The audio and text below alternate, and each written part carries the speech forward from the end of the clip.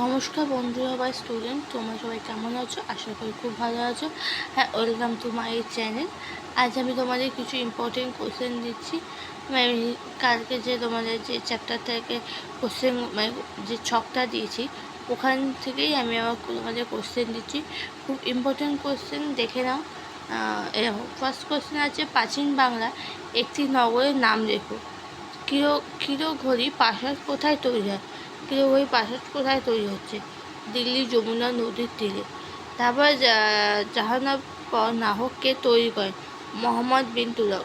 তারপর কটিলো শব্দের অর্থ কী? দুর্গ। মোহাম্মদ বিন তুগলক প্রতিষ্ঠিত শহরের নাম কি? জাহানপর নাহক। আগ্রা সব শহরের প্রতিষ্ঠা কে? সুলতান সিকান্দর লোদি। কিরা মুবারক অন্য কী নামে পরিচিত? লালকেল্লা। না, কিয়া মুবারক। ঠিক আছে গাইস, এতটাই তোমাদের আমি কোশ্চেন দিলাম। আবার পরে ভিডিও নিয়ে আমি অনেক কোশ্চেন নেব। আজকে তোমাদের আমি 7খানের কোশ্চেন দিলাম। যদি ভিডিওটা ভালো লাগে লাইক শেয়ার সাবস্ক্রাইব করতে ভুলো না।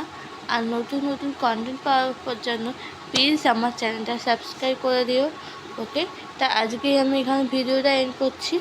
ওকে, তাই ভালো থাকবেন, রাখছি, বাই।